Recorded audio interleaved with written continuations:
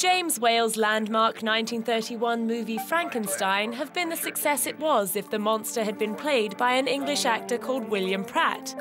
Probably, it was a horror movie that shattered conventions and set a whole new benchmark for the genre. But the fact that William Pratt was by then known as Boris Karloff only added to its sense of mystery and dread. Boris was the youngest of 9 children born to the Pratt family, but sadly was orphaned early on and was subsequently raised by his older siblings. Well educated, he was being groomed to be a diplomat, but instead emigrated to Canada in 1909, intent on becoming an actor.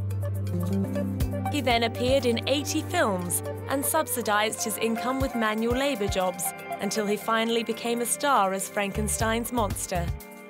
He was 44 when the film was released and played the part twice more in The Bride of Frankenstein and The Son of Frankenstein. A long and successful career followed, with Boris often co-starring with his great horror rival Bela Lugosi to much acclaim.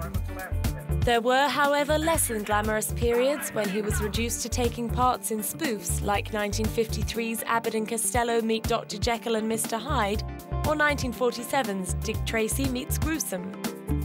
But the softly spoken and gentlemanly Karloff never complained about being typecast. On the contrary, he once said, "If you make tobacco or shoes or something, you spend millions trying to get a trademark that can be accepted. If an actor gets a trademark handed to him on a platter, he's a jolly lucky man." But the monster wasn't all good news for Boris. The heavy brace he wore for the role gave him chronic back problems and led to at least 3 operations.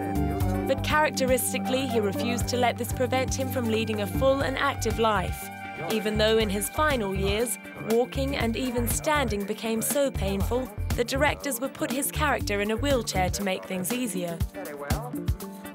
And his private life wasn't trouble-free either.